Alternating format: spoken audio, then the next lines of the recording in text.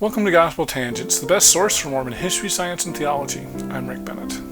Freemasonry, as we know it, isn't just a single organization. In our next conversation with historian Clair Barrus, we're going to talk about the multiple types of Masonry there are, and he'll talk about some of the differences between the different organizations, how they relate to Mormonism. Check out our conversation. What do you think? I'll just go with Dan Vogel's thesis again then. Dan says that because Joseph was practicing polygamy and Masonry had these super secret oaths that would bind people to these oaths, that Joseph decided, I'm going to start using Masonry, I'm going to purify it and add it to an endowment ceremony and bind people so that they can keep polygamy a secret, which was still... They still didn't keep it a secret. I don't know how you can do that. But. Yeah. Well, okay. So that's a big fast forward from 1830 when the Book of Mormon comes out, and then the Book of Moses is translated at that point in time to 1842. Yeah. And so that's a 12-year leap. Fanny in the middle, though. And Fanny's in the middle. but then you have the Danites, which come up in the Kirtland, Missouri era. A little bit later on, but they are apparently using Masonic type oaths to swear each other to secrecy and so forth. And Cheryl has published about that, and I don't know much about that, but we have, instead of just anti-Masonry, we now have Masonry being used for secrecy at the very least, and creating a fraternity of Danites that go out and kind of take care of business when we don't secretly take care of business just in a violent way or an intimidating way. Kind of like, perhaps. And then you've kind of referenced in 1842, Joseph becomes a Mason, and I think things change dramatically. I think his vision or view of Masonry changes somewhere from the Danite period up to 1842, and anyway, he suddenly is like loving Masonry and can't get enough of it, and is eating it up, and becomes a Mason very quickly. Creates Masonic lodges all over Nauvoo and the surrounding Mormon areas, and then suddenly then he does the endowment to a few men, which it seems to be a very Masonic-like ceremony. And then the Relief Society is created a few days later, and he uses Masonic terminology to describe the Relief Society. There's Masonic terminology in there like crazy. At the very least, originally Joseph Smith envisioned them as a female Masonic organization, maybe a Masonic priesthood organization. And then he's got the endowed men that are Masonic, but they're endowed through the endowment. And then later, these two come together kind of in the Quorum of the Anointed, which is basically people who have been endowed. But originally it was a quorum, and the quorum would transact business. They would make decisions. Men and women would meet together and make decisions. For example, a proclamation. We have the proclamation on the family. Well, they did a proclamation, and these men and women in this quorum decided stuff about this proclamation. So it's a very interesting merging of these things. And I think if Joseph Smith would have been around longer, we would have seen more about how the Relief Society fit into this Masonic, priesthood-ish Quorum of the Anointed. I don't know how that all would have worked out, but it would have been interesting to see how it would have. I think there's more that would have happened along those lines. All right, so one of the things, we've talked a little bit about a few different types of Masonry. So there's not just one Masonry. So can you tell us what these different types are? Right, so it's a little bit complicated. So so the foundational Masonry is Craft or Blue Lodge Masonry. That's the first 3 degrees. And that is, these other things that branch out from that are not above it. This is considered top, Master Mason. There's 3 degrees and you end up Master Mason. But then there's Yorkite Masonry. 3 degrees of glory? Well, I don't know, maybe.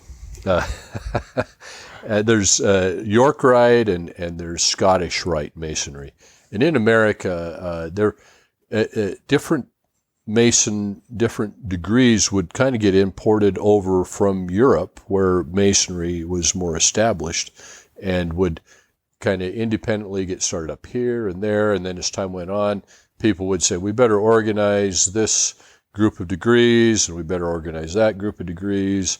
And so you have kind of a building of what they called Yorkite, even though there was another Yorkite in England, but there's an Americanized Yorkite, and that's primarily what I talk about. But there's a Scottish Rite that was more popular over there, but that was also here.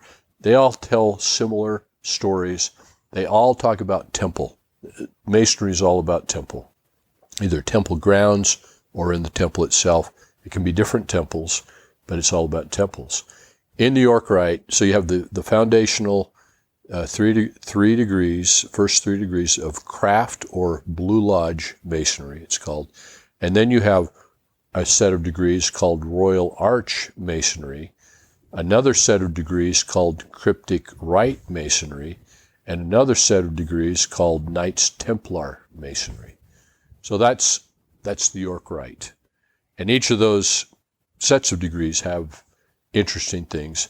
And I think in particular, Royal Arch Masonry and Cryptic Rite Masonry have interesting parallels with Joseph Smith and may have been influential.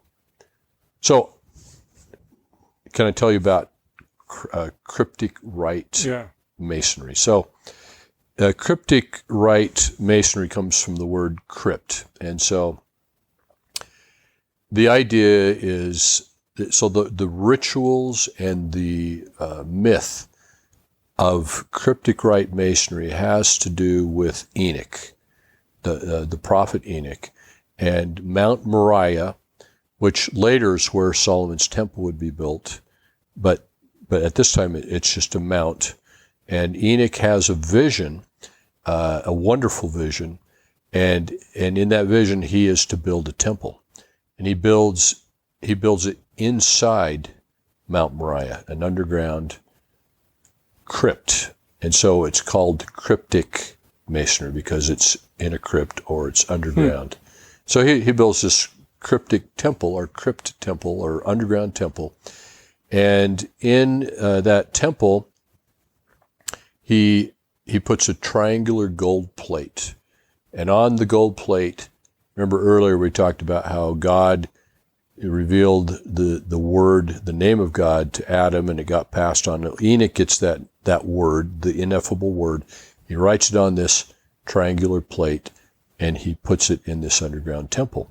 And then he is, and he knows that there's destruction coming, right? Noah's flood's on its way, and people are all evil and all that jazz. So he knows the world's going to be destroyed, and so he records 2 records, and these records are written on pillars, and one is on a pillar of marble, and the other one is on a pillar of brass. And on the brass record, he records the history of creation and a lot of stuff about the principles of arts and sciences and of the principles of masonry. Now when we talk about this, try substituting masonry and gospel in your mind, and it's kind of interesting how that works. So he writes the principles of masonry on this record, which is on a giant pillar. The other pillar is in marble, and on that he also he writes on there that there is a treasure buried in the hill below, a very valuable treasure. And he says that he who has wisdom can find this treasure, and that it would be recovered at some future time and restore the lost principles of masonry. So,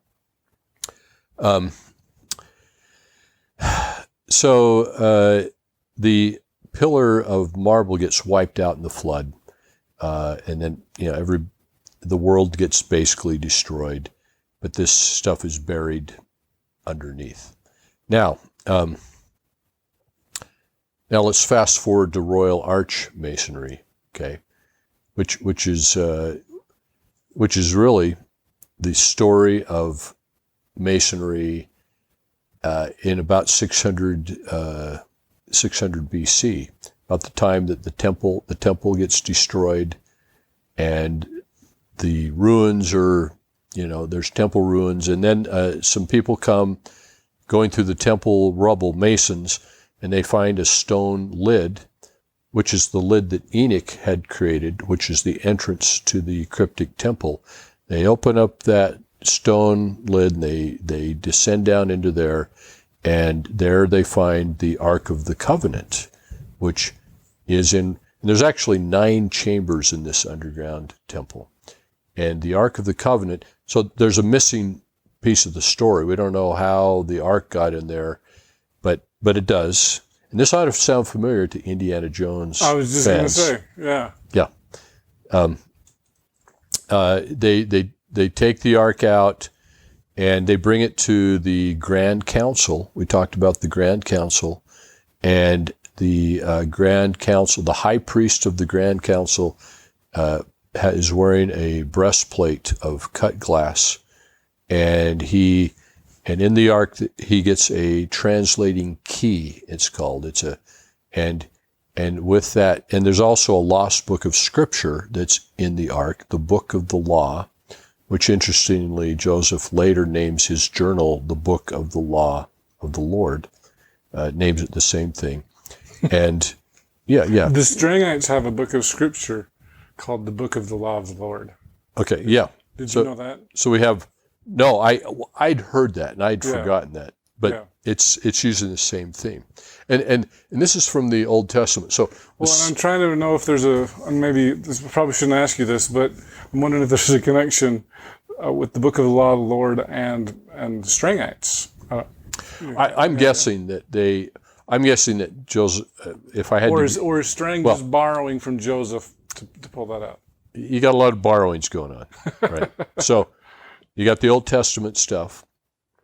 The Masons take Old Testament stories, they expand them, right? They take Old Testament stuff, myth, and they make it their own myth, but they repurpose it and expand the stories and fill in additional details. Joseph Smith seems to take Masonic, both Old Testament and or Masonic myth, and repurposes that. James Strang, I don't know. He's getting something somewhere. I don't know where. That's a good question for Bill Shepard when I'm going to have him on, hopefully. There you go. So anyway, the high priest then they read I'll get to that in a second. He takes the key and he translates the characters, and they find out that it is the ineffable word, the name of God, which had been lost. So now we got to back up to the first 3 degrees. Hiram Abiff is the dude that's got the word. Now Hiram Abiff is a big, important person in Masonry. Yes. So we're getting right to the crux of the story here. Yeah. Hiram Abiff is a master Mason. He gets killed. Well, these ruffians try to extort the word from him. He refuses to give it up, and they kill him. This is in the days of Solomon now we're talking This is in the days of Solomon, yes. So these myths we've got cryptic, Royal Arch, and the craft masonry. And so all these stories are interrelated, and they're kind of out of order, but they all depend on each other. And it's kind of interesting to weave through all these and pull these stories together. But the word was lost when Hiram Abiff is killed, and then Solomon creates a substitute word, which I will point out that there are some similarities to that word and what is said in the temple, the LDS ceremony at the veil. There is some relationship there, and with this substitute word. Then in the Royal Arch, They find the true word carved on the Ark of the Covenant. The high priest, wearing a breastplate, using a key, translates the word and restores it. The Masons rejoice. This is of the Grand Council. This is the high priest of the Grand Council. They rejoice, saying, "Long lost, now found. Holiness to the Lord." They all shout that in unison. It's a wonderful moment in Masonic history because the true word has been restored. I hope you enjoyed our conversation with historian Clair Barrus. In our next conversation, we're going to talk about Joseph Smith. When did he switch from treasure digging to looking for Scripture? Around 1823, Joseph's emphasis shifts from searching for common buried treasure to restoring lost Scripture on gold plates, right? There's a huge shift. If you'd like to hear the entire interview uncut, please subscribe to patreon.com/gospeltangents. And for just $5 a month, you can hear the entire interview without any interruption. If you'd like a paperback version of our transcripts, go to amazon.com and do a search for Gospel Tangents interview. Also, if you'd like to give the money to me and not Amazon, please subscribe on my website, and I'll be able to send you a transcript as soon as they are completed, and click the subscribe button. You can also find our latest information on facebook.com/gospeltangents, as well as we're on Twitter @gospeltangents. And don't forget to subscribe on Apple Podcasts. The link is at tinyurl.com/gospeltangents, and you can subscribe there. Also, please give us a 5-star review. If you want to support all of the podcasts as part of the Dialogue Podcast Network, go to lyceum.fm, that's lyceum.fm, and do a search for Dialogue Podcast Network or Gospel Tangents, because, that's a pretty cool one too. Thanks again for listening. Click here to subscribe, here for a transcript, and over here we've got some of our great videos. Thanks again.